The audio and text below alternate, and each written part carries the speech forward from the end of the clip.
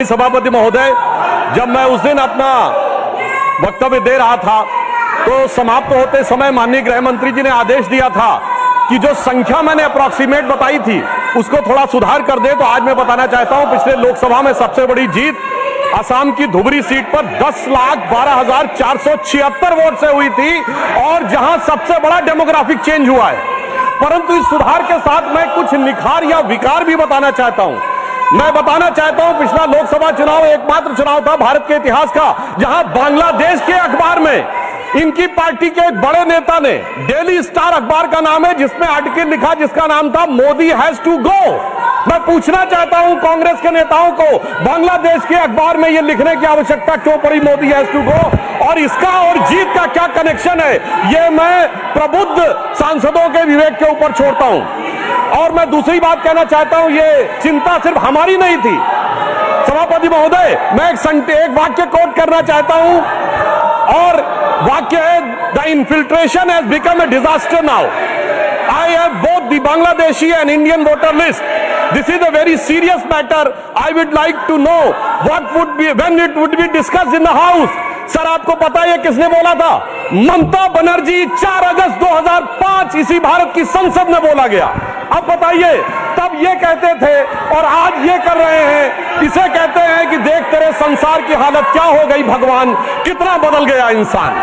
अब मैं यह भी कहना चाहता हूं, इसी भाव के अनुसार जो पूरे संसद का विचार था, जब माननीय गृह मंत्री जी सीएए का विचार प्रस्ताव लाए तो उस समय पूरे देश में शाहीन बाग बनाने का प्रयास किया गया और नाना प्रकार के आरोप प्रत्यारोप लगाए गए कि अमुक को क्यों नहीं दिया जा रहा है, दूसरे को क्यों नहीं दिया जा रहा है। तो मैं बताना चाहता हूं, जो लोग हमसे उस समय पूछते थे कि सीएए का लेजिस्लेशन जो होम मिनिस्ट्री लाई थी उसमें परसिक्यूशन क्यों नहीं दिख रहा था, तो मैं उनसे कहना चाहता हूं, अब तो कम से कम बांग्लादेश की घटनाओं के बाद माफी मांगनी चाहिए कि परसिक्यूशन नहीं दिखाई पड़ रहा था जिन लोगों को। उनके लिए मैं अटल जी की कविता की वो पंक्ति कोट करना चाहता हूं कि जिनके लाशों पर पग धरकर आजादी भारत में आई, वो अब तक है खाना बदोश, गम की काली आंधी छाई।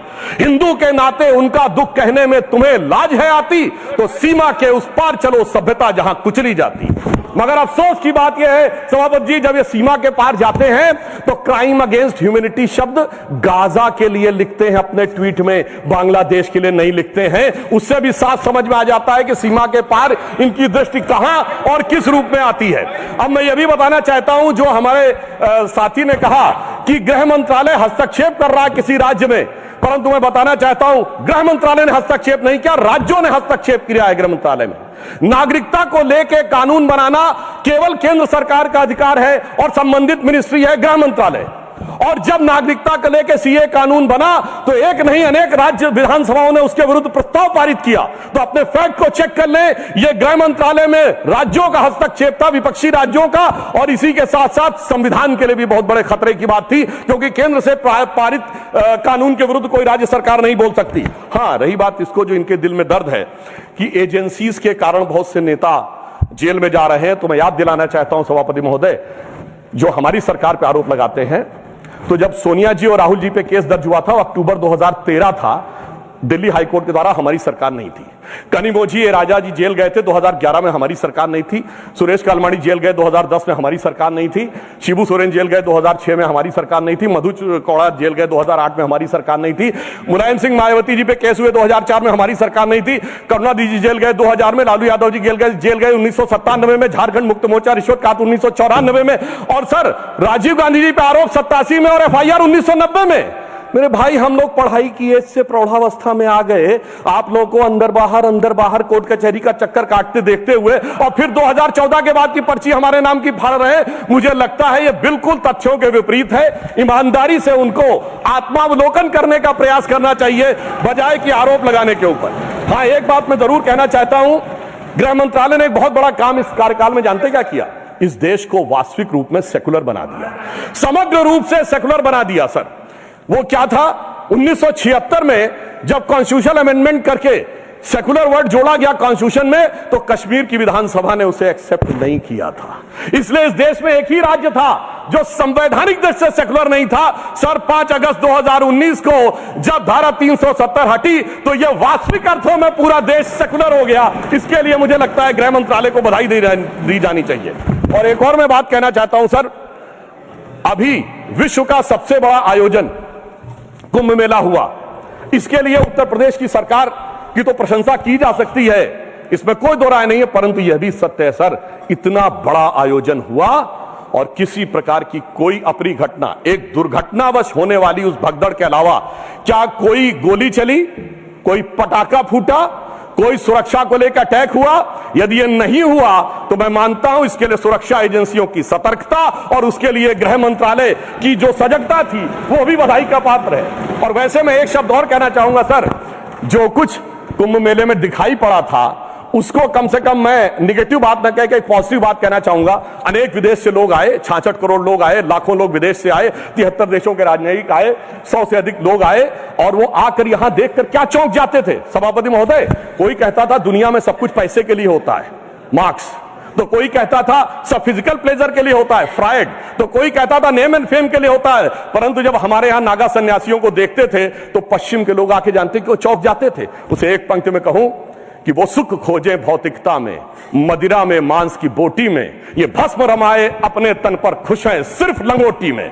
और सभापति महोदय, मार्क्स भी फेल, मैक्स वेबर भी फेल, फ्रायड भी फेल, कम से कम ये प्रेरणा देनी चाहिए भारतीय संस्कृति के बारे में। और परंतु मैं क्या कहूं, दुनिया की सबसे बड़ी कंपनी स्टीव जॉब्स के एप्पल के, मतलब सबसे एडवांस कंपनियों में से एक, उनकी पत्नी लॉरेन पावेल भी आई और नाम भी उन्होंने कमला देवी रखा, परंतु कुछ लोगों को उसके बाद भी उसमें स्नान करने में समस्या नजर आई।